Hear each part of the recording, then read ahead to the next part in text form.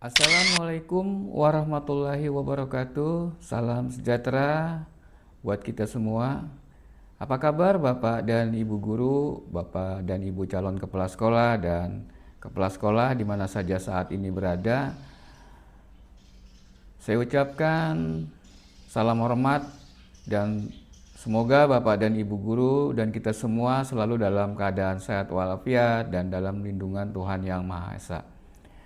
Baik Bapak dan Ibu guru, pada kesempatan kali ini sebelum saya membagikan informasi serta berbagai isu yang berkenaan dengan guru penggerak, jangan lupa Bapak dan Ibu guru di mana saja berada untuk like and subscribe serta bunyikan lonceng channel YouTube Ridwan Nur Official untuk Bapak dan Ibu guru bisa membantu saya untuk mengembangkan dan membangun channel ini supaya bisa menyajikan berbagai informasi yang terbaik dan terbaru melalui channel YouTube Ridwan Nur Official. Sebelumnya saya ucapkan selamat kepada rekan-rekan guru, baik itu guru penggerak ataupun bukan guru penggerak, yang mendapatkan penghargaan pada Jambore GTK yang diadakan oleh Kementerian Pendidikan dan Kebudayaan Ristek RI. Selamat kepada rekan-rekan yang sudah mendapatkan penghargaan Jambore GTK, terutama yang di Kota Samarinda ya, yang kemarin sore atau kemarin siang itu diumumkan di Hotel Aston yang ada di Kota Samarinda untuk mendapatkan penghargaan di Jambore GTK. Nah, sekarang melalui video ini saya akan membahas satu persatu beberapa fakta mengenai guru penggerak. Yang pertama adalah, benarkah guru penggerak itu diskriminasi bagi guru yang lain? Guru penggerak itu dianggap dapat menciptakan kesenjangan antara guru penggerak dan guru yang bukan guru penggerak. Karena dikatakan bahwa guru penggerak itu sering mendapatkan keistimewaan, kesempatan dan penghargaan. Sementara guru lainnya mungkin merasa diabaikan. Apakah benar seperti itu, Bapak dan Ibu? Mari kita lihat satu persatu. Pertama, dari segi prosesnya. Dalam mengikuti seleksi guru penggerak, itu semua guru diberikan kesempatan yang sama untuk mengikutinya. Baik itu guru yang berada di sekolah swasta ataupun yang berada di sekolah negeri. Kemudian semua jenjang juga diberi kesempatan yang sama, mulai dari TK, PAUD, kemudian SD, SMP, dan jenjang SMA, SMK. Baik di negeri maupun swasta itu memperoleh kesempatan yang sama untuk mengikuti seleksi yang dilaksanakan setahun itu sebanyak 2 kali. Dan apabila guru tersebut tidak lulus, dia tidak dibatasi, bisa kemudian mengikuti pada seleksi di angkatan berikutnya. Bahkan selain itu ya Bapak dan Ibu, bukan hanya guru tertentu atau pemegang bidang studi tertentu. Untuk di tingkat sekolah dasar itu guru agama maupun guru PJOK juga diberikan kesempatan yang sama untuk mengikuti seleksi guru penggerak. Nah, tentunya ketika mengikuti seleksi guru penggerak itu memang peserta atau pendaftarnya itu cukup banyak sekali ya Bapak dan Ibu.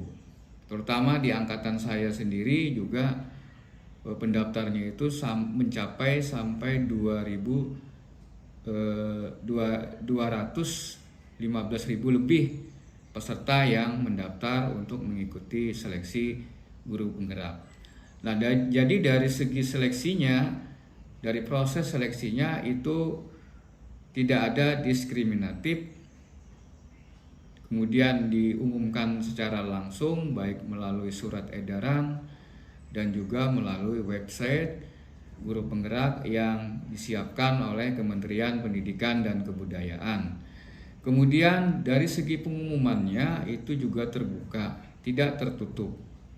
Semua bisa mengakses, bisa melihat melalui website Kementerian Pendidikan dan Kebudayaan mengenai guru penggerak di semua angkatan, Bapak Ibu. Di angkatan tersebut, di website guru penggerak tersebut, mulai angkatan pertama sampai sekarang itu lini masanya bisa dilihat, kemudian hasil seleksi dan pengumumannya itu bisa diunduh melalui website tersebut. Nah, berikut beberapa alasan mengapa guru penggerak itu harus melalui seleksi yang sangat ketat sebelum dinyatakan lulus sebagai calon guru penggerak.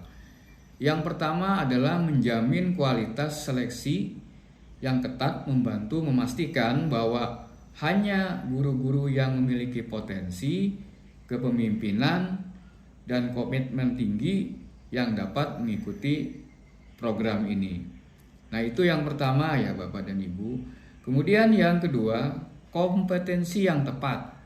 Proses seleksi membantu mengidentifikasi guru yang memiliki kompetensi pedagogik, kemudian moral dan emosional yang diperlukan untuk menjadi pemimpin pembelajaran yang efektif. Ketiga, efektivitas program.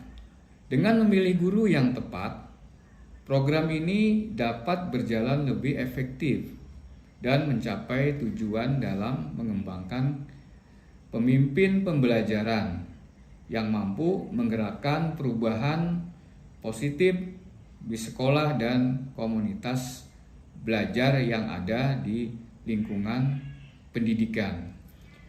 Dan yang keempat, motivasi dan komitmen di dalam seleksi juga berfungsi sebagai alat ukur untuk mengukur motivasi dan komitmen calon peserta.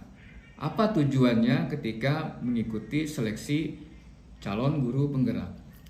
Ada teman saya yang satu angkatan CGP di angkatan 7, dia beberapa kali mengikuti seleksi calon guru penggerak dan sudah dinyatakan lulus di seleksi 1. Namun di seleksi yang kedua, yaitu berkenaan dengan micro teaching, mengajar 10 menit dan wawancara selama sekitar 1 jam, dia tidak lulus di tahap kedua atau di seleksi kedua. Setelah saya tanyakan apa sebabnya dia tidak lulus di seleksi kedua, dia menjelaskan ketika ditanyakan motivasi atau tujuannya ketika dia mengikuti mengikuti seleksi calon guru penggerak, dia menjelaskan bahwa dia ingin menjadi seorang kepala sekolah. Nah, penjelasannya tersebut ketika dia mengikuti seleksi yang kedua, dijelaskannya lagi ketika dia lolos dan masuk ke seleksi wawancara. Dan ketika pengumuman dia pun juga dinyatakan tidak lulus.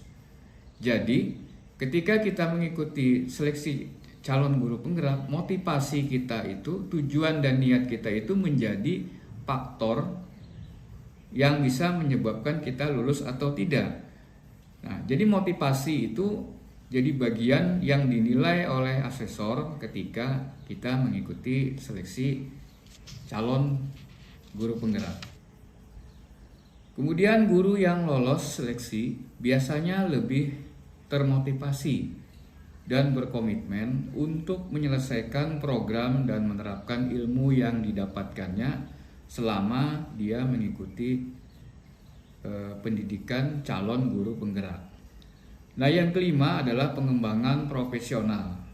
Nah, guru yang terpilih melalui seleksi memiliki kesempatan untuk mengembangkan diri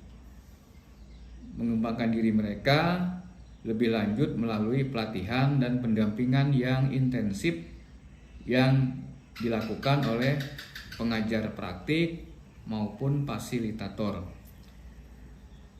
Nah, pada akhirnya kegiatan calon guru penggerak tersebut akan meningkatkan kualitas pendidikan terutama di sekolah, di tempat si guru tadi mengajar.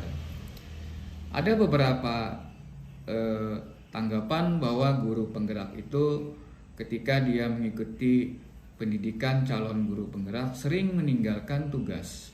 Kemudian juga sering tidak berada di sekolah, lebih banyak sibuk di luaran. Nah, ini seperti komentar screenshot salah satu kepala sekolah yang mengeluhkan bahwa guru di sekolahnya itu dalam 1 minggu hanya 2 kali berada di sekolah, selebihnya sering berada di luar. Sepengetahuan saya ketika saya mengikuti pendidikan calon guru penggerak,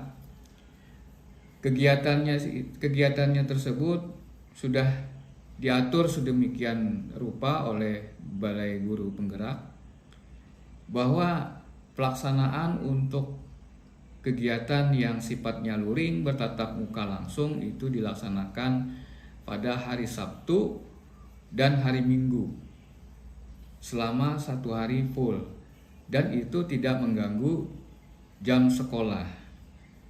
Kalau di SMP biasanya kalau di hari Sabtu itu malahan libur karena menjalankan 5 hari kerja. Kemudian untuk kegiatan daring itu biasa dilaksanakan di luar jam mengajar setelah waktu pulang guru dari sekolah. Jadi kalau ada guru penggerak yang sering berada di luar pada saat jam mengajar, itu perlu ditanyakan apa sebabnya, dan sebagai kepala sekolah perlu menanyakan kepada si guru dan mencari kebenarannya, apakah memang seperti itu guru penggerak. Apakah guru penggerak di sekolah lain juga sama seperti itu, yang satu angkatan dengan dia. Nah, sebagai kepala sekolah tentunya kita harus bijak dan melakukan identifikasi suatu masalah, jangan sampai permasalahan tersebut hanya isu dan rumor yang tidak mengandung kebenaran. Saya juga tidak setuju kalau ada guru penggerak itu mencari-cari alasan untuk sering berada di luar sekolah dengan alasan bahwa ada kegiatan guru penggerak.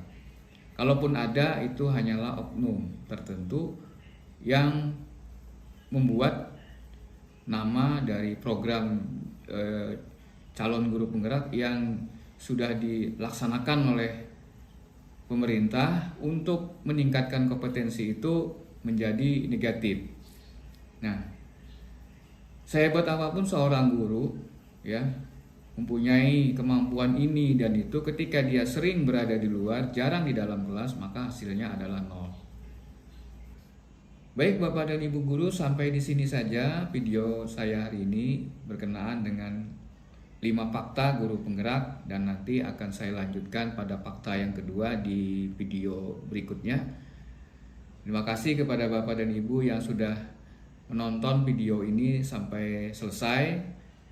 Dan jangan lupa ya Bapak dan Ibu guru untuk like and subscribe serta bunyikan loncengnya pada channel YouTube Ridwan Nur Official. Semoga saya bisa terus membagikan video-video yang bermanfaat dan bermutu serta bisa memberi inspirasi guru-guru hebat di seluruh Indonesia. Semoga Bapak dan Ibu selalu dalam keadaan sehat walafiat. Terima kasih. Wassalamualaikum warahmatullahi wabarakatuh.